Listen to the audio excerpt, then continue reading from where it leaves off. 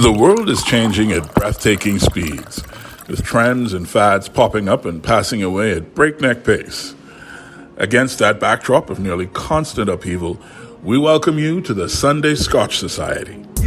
Over delectable, sumptuous scotches and with the occasional good cigar in hand, we have open, honest, and uninhibited conversation about whatever strikes our fancy. Whether it's the critical issue of the day or a deep dive down the rabbit hole, we take it all seriously while having a good time. Join us for a stiff drink and a great conversation.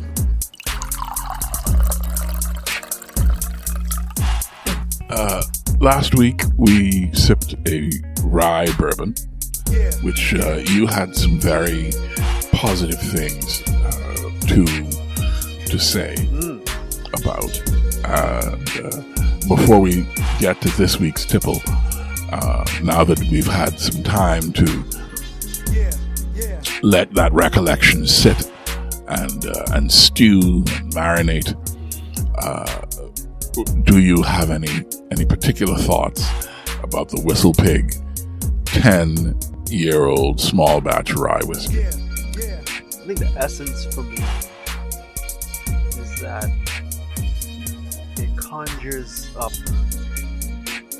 crisp in the way of a refreshing evening breeze. Check it out. Just a slight chill in it to take the edge off summer. That's what I felt. But at the same time, the sort of excitement of summer. So, as I know the listener is someone that can hold two opposing ideas at the same time with ease, I feel no problems. There is one noise that is continuing in the background. This crane, I'm not sure what they're doing. I have no compunctions in stating that slightly counterintuitive, cooling but summer-esque description. It has to be asked, given that it was the first sip of the year, it might be a little early in the game to ask this, but I do have to ask. 2025's list has yet to really begin. Does the Whistle Pig 10-year-old small batch rye whiskey make a case in your mind for list placement? Seeing that this is a rolling list and that if it fills up and something better comes along, something gets dropped, I'm comfortable in saying that I think that at least for now, I'm going to put it up there. I did not know that the list was a rolling list. I thought that list placement was permanent, but I thought there were only 10 or 12 slots. There's not a particular number of slots. The limiting factor is mutual agreement. Okay. So my misunderstanding. No, not at all. Not at all. We're refining this as we go. So, but that was the original agreement, was that it had to have both of our approval to go on the list. Oh, certainly, yes. And in my mind, that was sufficient limitation, because I did not imagine, as it played out last year, that we would both agree on enough drinks that they would create a very long list. So, I think that's. I think it's fair to continue with the same way. Well then, does it ascend? Oddly enough, I think so. Oddly? Yeah. I'm not a particular rye fan, so to me, I thought it was just on the strength of the nose and the finish. The Whistle Pig on the palate was good. The rye added a complication to it, as I mentioned last week, that I thought really elevated the bourbon, well, the rye whiskey. And to me, you asked. I'd say make the distinction because you asked a really good question. The fact is, the rye whiskey it had some notes of corn. Yeah, but I think I thought it was complex enough and flavorful enough that I would put it on the list. Yes. So, with that being decided and certified that the Whistle Pig 10-year-old small batch rye whiskey is our first list registrant for 2025, I bring to you today the Dorley's Extra Old Barbados rum. Okay, I'm going to hold back as many preconceptions as I can, but I am going to tell you straight off, turn that for the camera, that we're going to get back to talking about this bottle. Okay. Dorley's, oddly enough, was the first rum exported from Barbados. Really? Yeah. Okay. It's been around since 1920. And as you can see from the box, which I brought for this purpose, from 2015, from 2016 through 2022, it won the Rum Producer of the Year at the International Spirits Challenge. And in 2016, 2018, it won Rum Producer of the Year from the International Wine Competition. Sorry, International Wine and Spirits Competition. Those are both international competitions for spirits that have multiple categories. So this is an award-winning rum. And what is special about it for our purposes is it's blended from some of Dorley's oldest rums and then aged in oak barrels that once housed Oloroso sherry. So that treatment, particularly the sherry cask aging, is something that it has in common with many of the fine single malt scotches that we have sampled on the Sunday Scotch Society.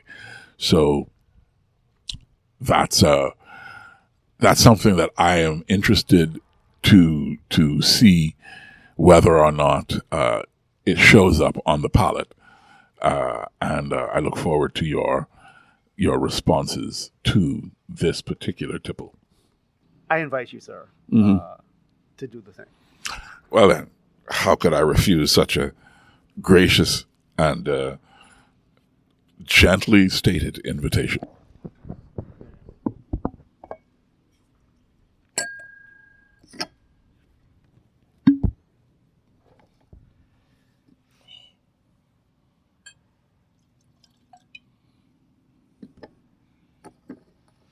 Ooh.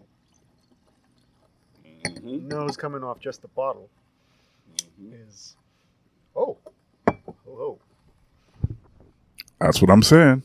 In our continuing exploration of the love-hate relationship with fruitcake, I have to say that this is giving notes of the more pleasant side of said. You wouldn't call a cake a pastry, would you? Technically, no, it's not a pastry. Baked good. A baked good, yes, it is definitely a baked good, and I find the nose on this very compelling, compelling. You know, the thing about living longer is that the more memories you accumulate, the more conflation occurs, and as memories are written and rewritten, you get these weird complex compounds, and sometimes you cannot pull out a particular memory, at least not right away. And so this is giving me notes of memory, like notes of memories. Yeah, say more. That sort of coalesce into feelings like this. this is Christmas, but not in any particular way. This is downtown shopping, but not in any given instance. The nose on this rum is downtown shopping. Yeah. I'm telling you, it's complex. And I think some of that, like, there are certain perfumes that are coming off of here, right? My short stint in one of the luxury stores, walking through the perfume section, you get a lot of different notes coming at you, and then that accumulates, right? And then just having touches of memory of the lights that are downtown. It's already 5 o'clock, pushing 5:30, but the stores are open at Christmas time. These are the sorts of things that are coming at me. Now, is this quintessentially Christmas? I wouldn't say, but it has some of that in there for me for sure. If you want to get down to more atomic notes, a little bit of vanilla. There's a certain fruitiness, as rum is wont to be, but I don't know that I would pick out anything in particular. Maybe, for some reason I'm thinking apricot. That's weird. No, it's not. It's not, because apricot is that's a great association. For me, and I think it's similar to the apricot that you're sensing. What I get most from the nose here is like banana sauteed in butter. Huh. That's another thing about scent in particular. So amenable to suggestion. So I can certainly, quote unquote, see that now that you say that. Banana. I haven't had good fried banana forever. Yeah. As it is the devil. It is, but it's yeah, okay. That's another conversation, which I'd like to have. With fried ice cream. Oh my God. Hallelujah. Oh, hallelujah. Speak it. The holidays are just 12 months away. Listen to me. So, I remember being taken to Nobu for the first time for my birthday. And we got through. So there was a waiter there named Kenny in the early days. Shout out to Kenny. And he curated our meal experience brilliantly. It was just fantastic. Literally everything was a hit. It was not. He just knocked it all out of the park. It was great. And then at the end, we had the satandagi, which was the first time I had ever had fried ice cream. So what they do is they scoop the ice cream. It's frozen. They batter it in tempura, pop that sucker in a deep fryer. Then they served it with a coconut tuile and some other stuff. Well, I guess it couldn't be perfect. Well, not for you, but that was, let me tell you, and there was a banana component to it as well, and that is what the nose on this rum is reminding me of most strongly. And it's a beautiful thing. It's a beautiful thing. What is surprising to me is, for an extra old rum, and for a rum that is 43% by alcohol, which means it's 86 proof, I don't get much alcohol on the nose. No. And to me, that speaks to what we are about to experience when we take that sip.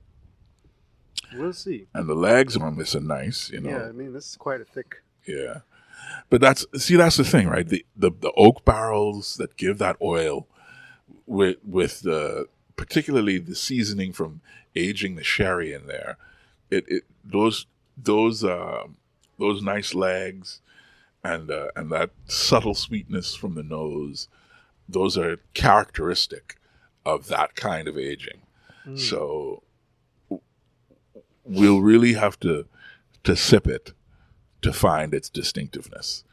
And I'm excited. So because this is 2025, I would say unto you, this dark copper liquid should now cross our lips, and we should sip.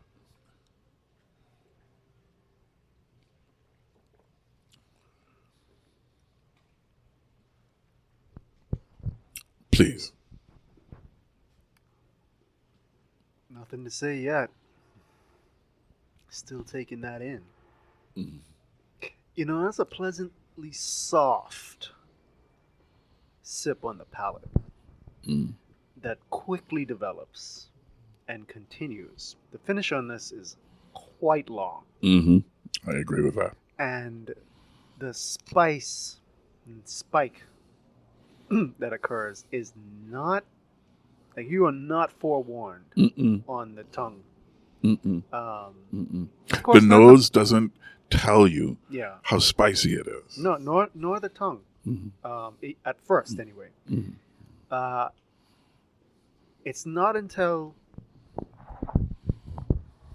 the first breath and the finish starts, you get a very quick spike. And the pepper, it's difficult to explain because it's slightly sharp as well as spicy. That's interesting. And then now, the banana is coming back. And it's interesting as well because you know that classic banana flavoring that you get from the old 50s cultivars that got wiped out from that disease. I can't remember the name of that cultivar. Yellow now. something. But we have The disease was yellow something. what we have now is a different tasting banana, and this is more akin to today's cultivar, but with notes of the old one. That banana candy that you used to have growing up. What was it called? The little square ones. Could not tell you to save my life. Nows. N-O-W. If you say so. Yeah. Okay. I will verify this. I will need you to do so. At the appropriate time, obviously. So for me, what I get on this is I expected it to be a lot sweeter based on the nose. I expected it to have that. So traditionally, XO rums are almost sugary without being overly sweet. Particularly, rums made from sugarcane as opposed to other production methods, right? And this rum is a sugarcane product, but it's not sugary. It's the sweetness is toned way down. The next notable element for me is, as you mentioned, the spice. It's like nutmeg, it's cinnamon, it's even a little, maybe, is that allspice? There's something almost like baking spices that are very prevalent in that spice blend that you mentioned. There's some straight up peppercorn in here, man. Maybe my tongue is interpreting that as allspice. But okay. On a second sip, it gets a little sweeter the more of it that is coating your tongue. But I think that my first impressions are being reinforced on the second sip. Quite frankly, this is a delicious rum. It's a lot different than I expected because the nose suggested it was going to be a lot sweeter than this. Yeah, this San Abuelo is two different experiences. Yeah. The other thing that is surprising to me is I expect it to taste thicker, but it is a little thinner texturally than I anticipated. Yeah. Interesting. I mean, this is quite. This has a butterscotch feel. Not so much a taste, but I'm not. Again, that's not a. That, to be clear, it's not a criticism. It is. no, I didn't think that you were, but it is thick to me. Okay. Interesting. Yeah, I expected it to be a little more. I expected it to have a little more body than it does. I feel, the full-bodied. If you splitting it down into texture and the taste, I think that to me these are separate elements. So I completely feel like this doesn't taste as full-bodied as one would think, but it is quite a thick drink for me. Like it's still coating my tongue quite heavily, not in an oppressive way. Yeah. But like it's there, Mm-hmm. and it is flowing over in quite the viscous manner for me. So I don't know if you're just used to more rums and you could pick out and make better distinctions, but yeah. All right. So I want to come. Sorry, please go ahead. I want to come to this bottle. Okay. Right. I want to pull out why this bottle is standing out to me, and given the background information that you blessed us with, it's standing out even more so to me, right? And I want to come at this pretty obtusely. Surprise from Matthew, right? But okay, you've been to Bryland quite a few times. Okay, so even for those who haven't, they've seen the picturesque frames of the old Loyalist cottages, right? These are buildings that have been there since the late 1700s. Okay. Bits and pieces have changed. For some of them, maybe you could make a ship of Ephesians argument, put it on the side. The point is, they are old. They've been there. They are what they appear to be. And the reason they look the way they are has a lot to do with how they were made in place. And a lot of architecture, I'm looking, we got Atlantis in the background here. Can't see the buildings from right where we are. The boats block it, but the big colorful ones, right? Or if you've been to Harbor Island recently, within the last 10 years at least, how Valentine's has put up these big buildings. But they have these touches. I don't even want to call them that because they're more of an atrocity in my mind, architecturally. Both these and the ones over at the marina by Atlantis, where they are mimicking bits of the Loyalist architecture and clapboard houses in general, right? Yes. But they have no reason. It's just, like buildings that have fake columns, right? Columns were a thing because you needed columns. Columns did stuff. And if it's going to be there, well, you might as well make it beautiful, right? But now we're like, oh, that's pretty. Let's put some pretty columns here that are Ionic or Doric or whatever, just because you like the look of it. Yeah. And so there is this imitation that from things that are beautiful, and they were that way partially because of their function and the nature of the materials that you use to create that function, and partially because, okay, we're going to put some craft on top of that. We're going to work with this material, and we're going to add flourishes, right? And now I want to come back to this bottle proper, right? With its wooden top and cork. Which Fake is not cork. wooden. top. Mm-hmm. Oh, the cork is fake. Yes, Mm-hmm. 100%. This is synthetic cork. Mm-hmm. But I'm a little bit torn. I am less bothered by the synthetic cork because it's doing its function and it's like not a lot.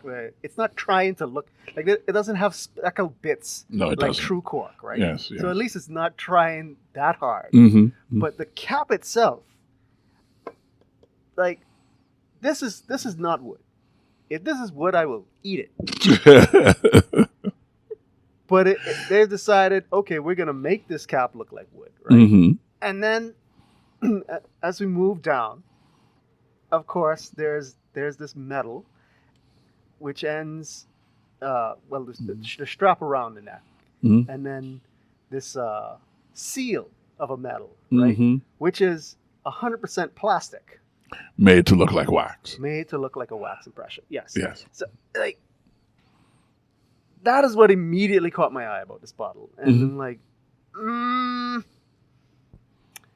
this in the way of a McMansion, and a lot of without any hate towards the trend, a lot of the copying that you see in, let's say, China, Mhm.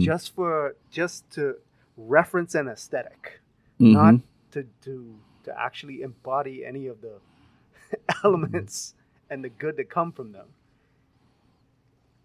I have to say, immediately, I was skeptical. And I was like, we're going to see how this goes. Thankfully, Mhm. for anyone else whose alarm bells may go off if you see this, right? Don't worry about that. This is an excellent rum. But the But- problem, Boy, Mhm. it had me on edge. Right. And the problem that I have with that, Matthew, is that you, as an intellectual, and you are perhaps prone to overthink things, which is funny for Kyle, Quincy, Cherie, and Vaughn Cedric Parker to say. To accuse somebody else of overthinking things is hilarious, right? Because that is my stock in trade. But in this case, I think maybe you're overthinking it just a bit. See, I don't The agree. trend here's why I say it. The trend towards a fake plastic cap that looks like wood and a fake cork that is really plastic is not limited to Doorleys, nor is it limited to rum. Right? There are scotches and bourbons No, and I'm all well manner aware of of that. spirits I'm that well aware make of that. use of these Here's my counter argument. these same. Let me finish first. They make use of these same One of elements because the fact is, if you're going to make 1,000 bottles of something, Mhm. you're going to want to do that in a way that is financially sustainable. Yeah, I don't. Here's the thing, right? And- I don't think. And this is not. So here's what I would say: if the founders, the Doorley family, wanted to give you a gift of a bottle of Doorley's rum Yes. from the Four Square Distillery in Barbados, I guarantee you that they would give you a bottle that had a real cork with a real wood cap and a genuine wax seal. Because that is what they would give you as a representative from the family to somebody who they wanted to give a gift to. To sell in a store, in retail, that when what is inside the bottle is what is important and not what the bottle itself looks like, they could give you a little sleight of hand.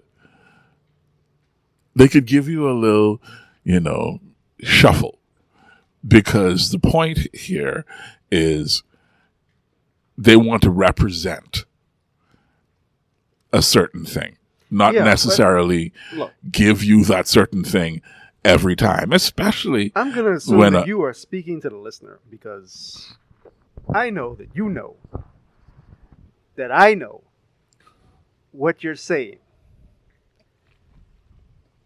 But that does not you entered this whole argument and you are blaming it all on your quote unquote desire to warn the listener of something, when what you're really doing is expressing your own personal distaste for whatever you are about to say, to define what that distaste might be. Okay, so I'm doing both, and I'm not trying to hide the fact that I have a distaste around it. And for those who share that distaste, I'm just letting them know this is very good. Also, I don't think that a designer made these decisions. I think that corporate said we need this to look a certain way, to reference these things, but it need to be cheap. And so you end up with these weird facsimiles of things that just do not need to be. If you are a kind, let's take it away from this bottle. Let's say that you yourself, Matthew Kelly, have become the paragon of your field of endeavor. Let us say that as a paragon, you have been awarded multiple times by world-renowned awarding bodies. Let us say that you have desired to show your recognitions, let's call them recognitions, constantly and consistently, because they mean something to you. It is very unlikely that you, Matthew B. Kelly, would walk around with 17 awards around your neck, weighing down your chest. But what you might do is get a little badge made, or get a little patch, or a tie pin, or a clip to put on your collar or something. Mm-hmm. Some kind of way to represent the way that you have been feted by your industry. Mm-hmm. And that way that you will have chosen to represent the exalted status that you occupy will not be the genuine article. But it will reference the genuine article in a way that you are comfortable with. Yes. Yes. And we are now watching this yacht pull out. This is the one that you said needed to have their hull cleaned? No. No. Okay. So yeah. How do you want me to tear that statement apart? I'll go with two ways. Number one, your chosen attack vector is quite a strategic blunder, as you put me. I don't know that I was center of attacking. The example. I don't know that I was attacking anything, Matthew. You're giving a counter argument. I am, yes. I think that we can say safely that within the confines of this conversation, it was an attack, not a I'm trying to harm you attack, but an argumentative attack. Can we not agree on that? Yes, Matthew, we can agree on that. Okay. So you decided to say that Matthew B. Kelly would do X, Y, or Z. I said very specifically that if Matthew B. Kelly wanted to do X, Y, and Z, this is how he might do it. And given what we just spoke of, you thought that was a good line of reasoning that the individual who said, not a fan of this. Yes. You thought that would work out. I did. Okay. And I still do. Well, look, listen. Many little things I could pick apart there in the actual statement. But I'll just go with this one. So let's take it. Let's say that I would not walk around with 17 medals, right? And that I would I would choose a different way Mm-hmm. of showing the appreciation of my peers. Indeed. Which you would agree is To true. be pretentious. Which you would agree is true. I'm saying, let's take it. Yeah, let's take it as a given for the sake of this argument. Mm. And some would say, hypothetically, Mm-hmm. Mm-hmm. here's what I would very much not do. I would not go and get plastic versions of those Mm-hmm. and hang those 17 around my neck and walk around, even though they're much lighter Right. and they reference what I'm doing. What I may do Mm-hmm. is, like you said, maybe a patch, maybe a nice gold foil or other metallic embossed, maybe a little impression, something like that, right? Mhm. Where I'm referencing, but I'm clearly not trying to make a facsimile Right. thereof, Mm-hmm. right? It is precisely that this thing is mimicking No. a seal. It is not that I have mimicking. to- It is Yes, referencing. No, it is not referencing. This is a blob that has been arranged in 3D space to take up the same shape that a wax seal would, but it's clearly not a wax seal. This is more than reference. This is mimicry. Fair enough, Matthew. I concede the argument. I wish you would do it on merit, sir. Because I I would- feel like you just want to move. I would only do it on merit. Okay, all right. Are you kidding? I will take that. This listen, ladies and gentlemen. Matthew and I have been going back and forth for years now. This man should know, and he does know, that I do not concede anything just to move on. I only concede if I feel that his counter argument to my counter argument, which is usually where it starts, is if he has made the argument successfully, I will acknowledge the point. Fair enough. Fair enough. Especially since I know that you agree. So from the get go. Come on, man.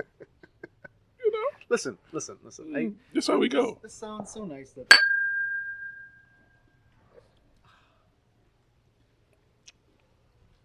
Oh, that is so tasty. So for all of that, Matthew and I agree that the Dorley's XO fine aged Barbados rum is quite delicious. And this is now my fourth sip, and the accretion of the rum on my tongue is really finally starting to bring out some sweetness for me. That sugar banana thing is happening, which is one of my favorite parts of a good aged rum. The finish is nice and long, and mildly spicy, mildly nutty. It's this is great rum. I really like it. Listen, for 86 proof, also, this is not alcohol forward. No, not at all. Not at all. Matthew, I have a question for you. Certainly.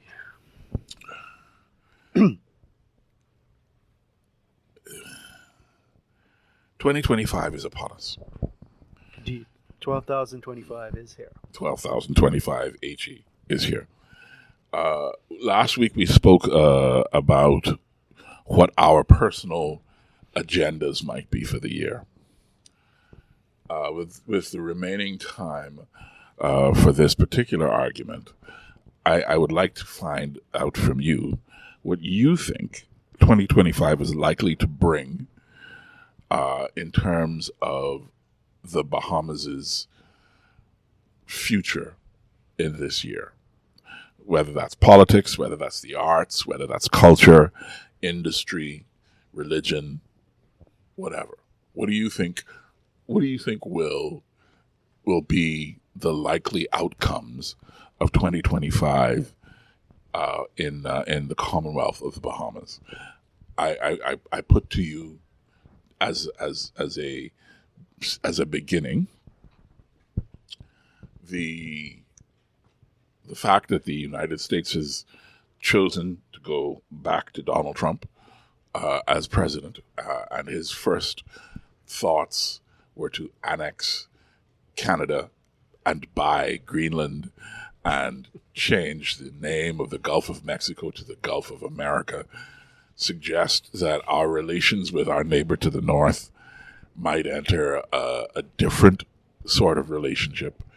But aside from that, there are elections in Jamaica, in Trinidad, I think in Barbados and Guyana as well, coming up this year. So there will be a political upheaval in the region. And I'm curious about what you think that might mean for the Bahamas, given that we won't have an election until 2026. Secondly, the arts scene in the Commonwealth of the Bahamas has been not stagnant. There have been people engaged in all manner of activity, but I think that, like education, the cultural community is very much operating in silo. And I wonder if you think 2025 will see a breaking of those silos in the cultural and arts communities. And finally, you as a business development sort of professional, as a storyteller in business and industry, what do you think the big story will be in 2025 in Bahamian business? Those are my three questions for you. Let's start in the middle. No. The silos will not be broken. There will be some progress towards that, but within the calendar year, I don't think so. Why not? Within particular silos, I think a good bit of change or progress may happen. But in terms of interconnectivity between silos, it's not on my radar. Mm-hmm. Maybe 2026, depending on which silos do what in the coming year. Jumping back to number one, I would say that one of the things that I don't do enough of is follow Caribbean politics. So I will put a question to you. Why did you phrase it such that there will be a political upheaval? Not so much that there will be change or at least some ripples to come. Mm-hmm. But you said upheaval. Here's why I say it.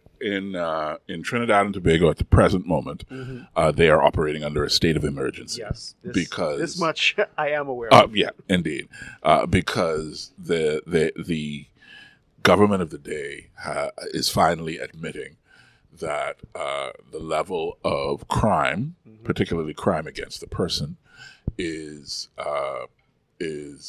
beyond the pale.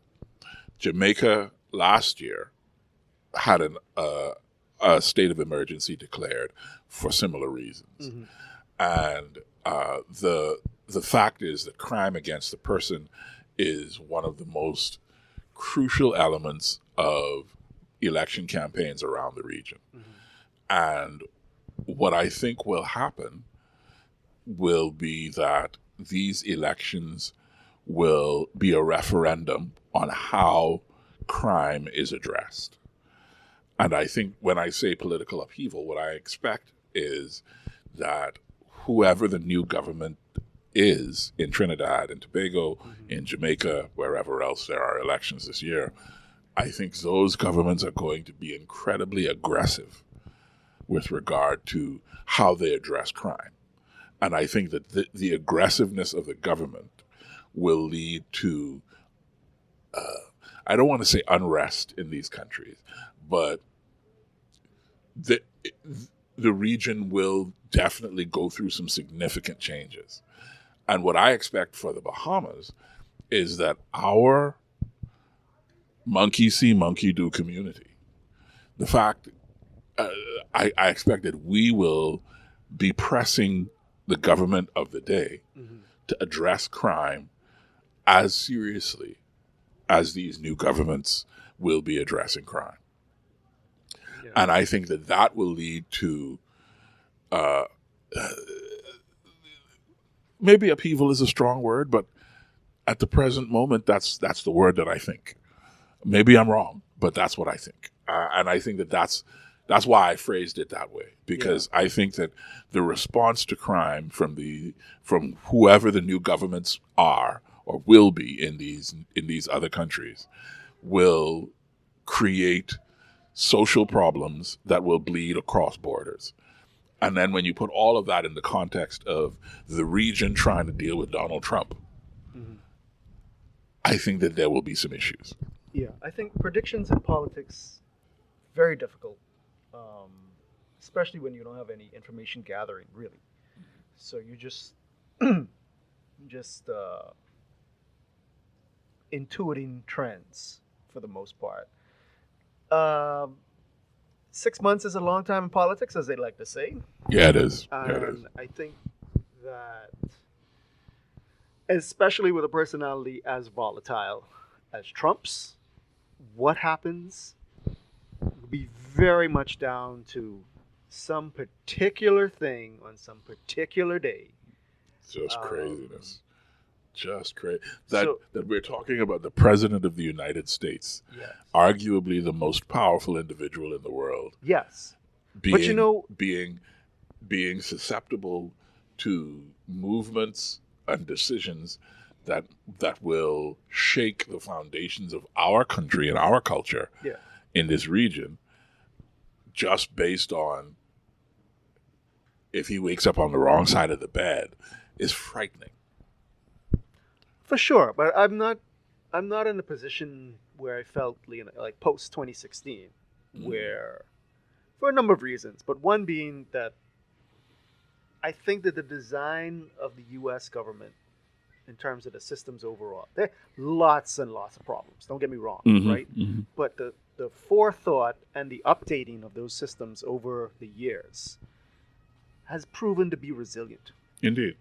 And so I'm a lot more comfortable with certain things. I also think that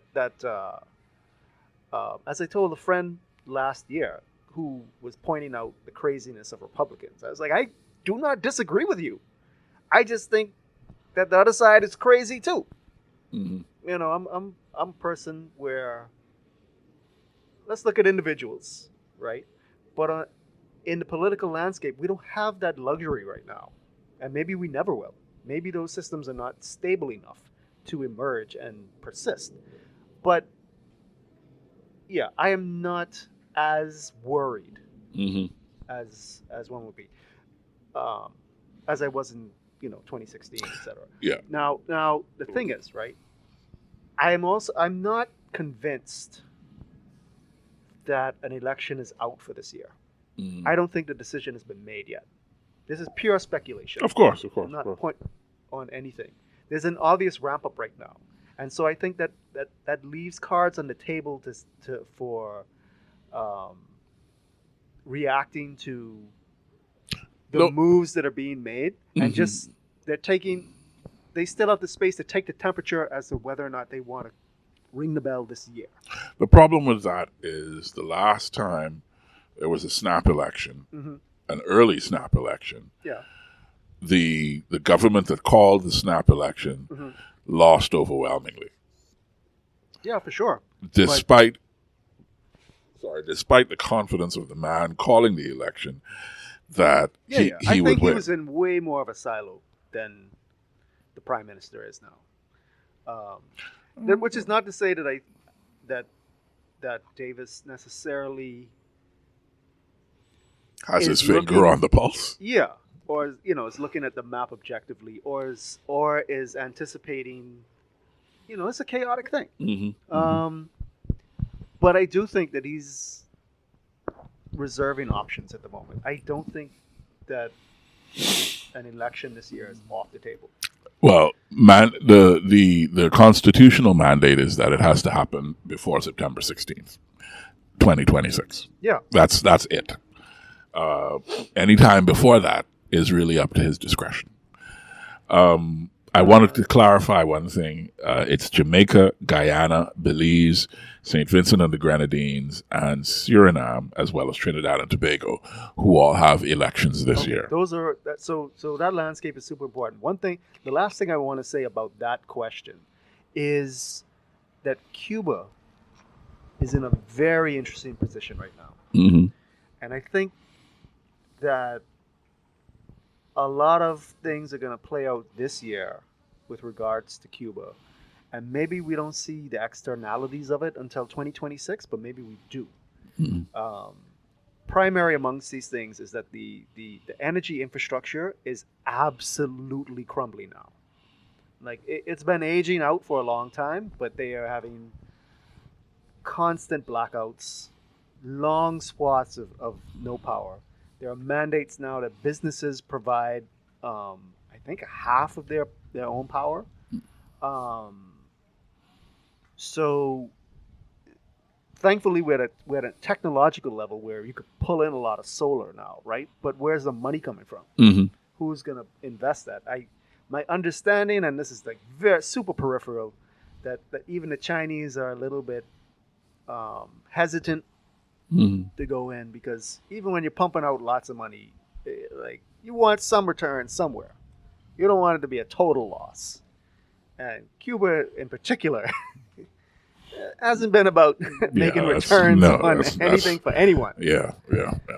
So, and given that we have Trump, right, he may well take the initiative to press them if he sees advantage there.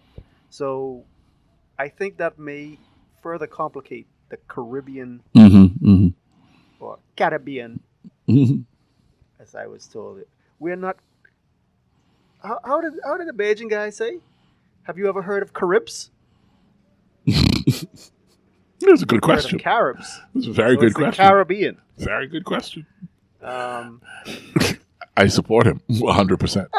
I don't not. I'm just saying. There's a very opinionated people in Barbados. Well, we drinking their rum today, so we share their opinions.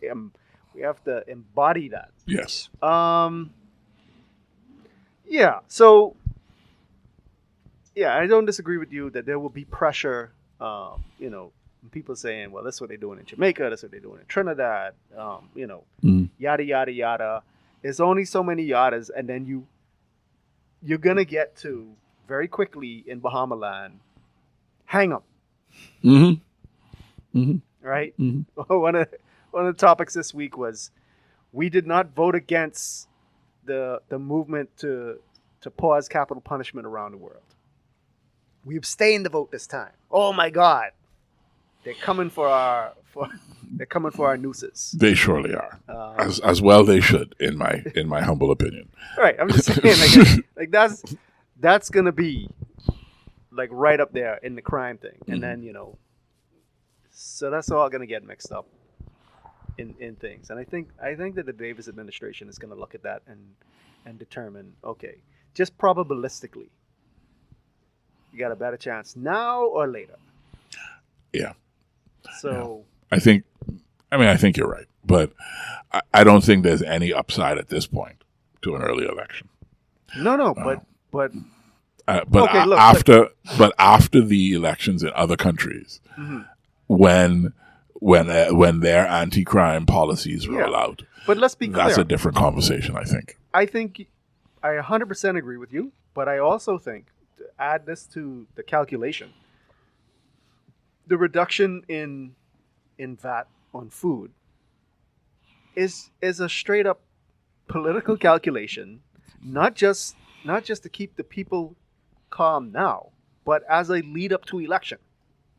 That's pretty clear. All right? So, as I said, I don't think they've made a decision, but they're laying groundwork. Right. The story for the Bahamas business-wise, the thing about this one is, this also very much depends on the mood of the current leader of the empire. right? And growing up in the Bahamas, if you haven't, you really should get comfortable with the fact that you are in the shadow of the empire, right? And listen, there are benefits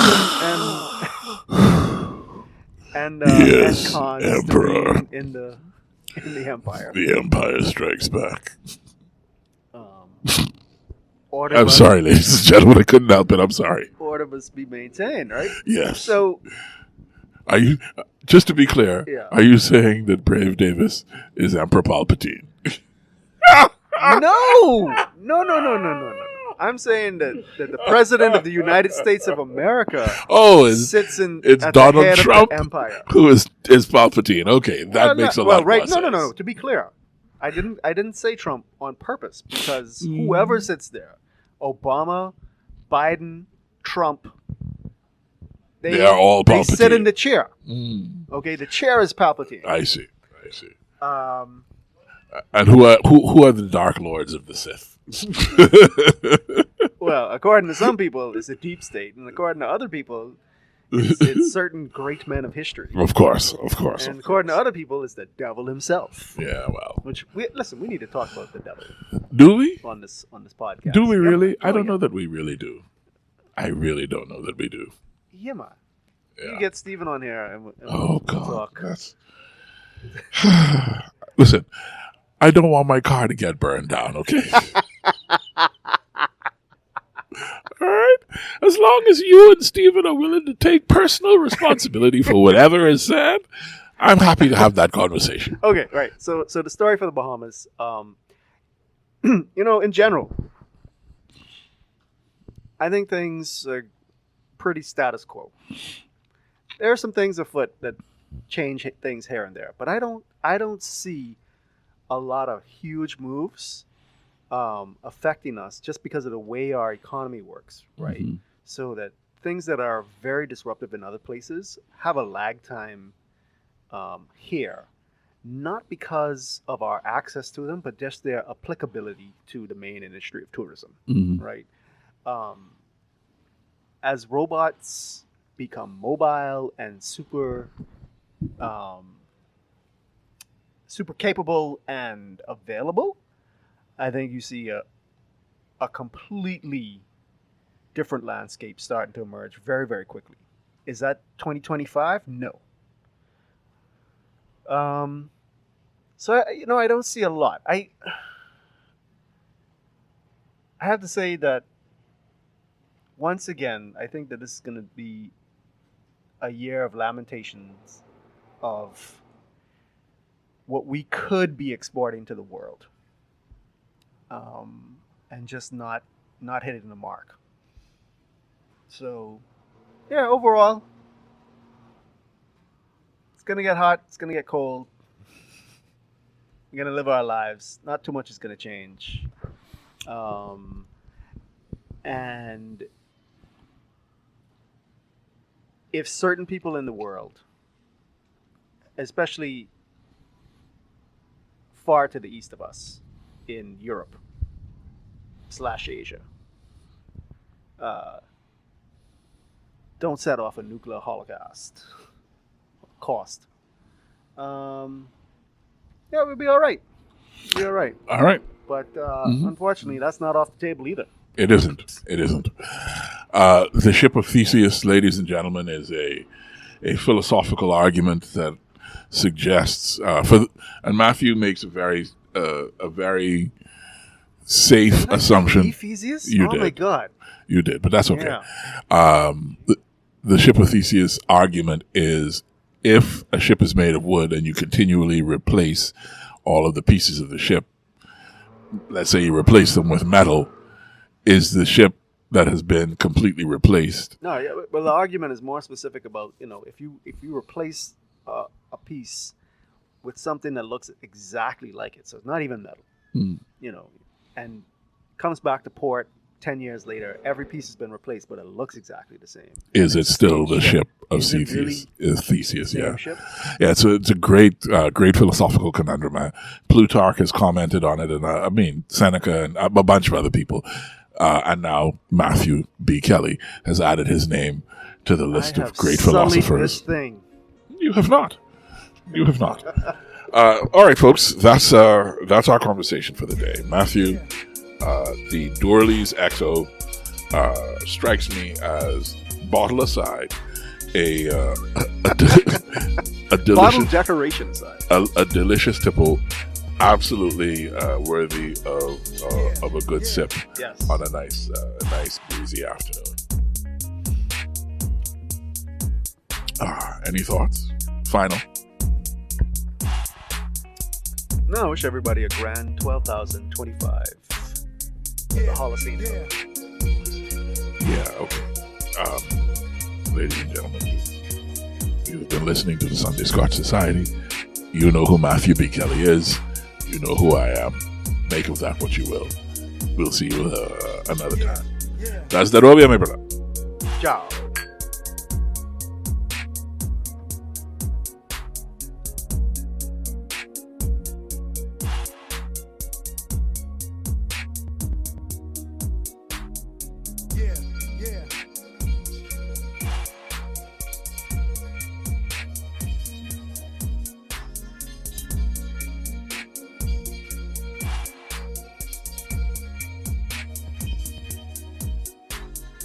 Check it out.